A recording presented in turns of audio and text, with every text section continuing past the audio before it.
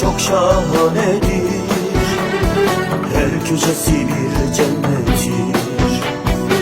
Yazı kışı sonbaharı bir başkadır memleketim.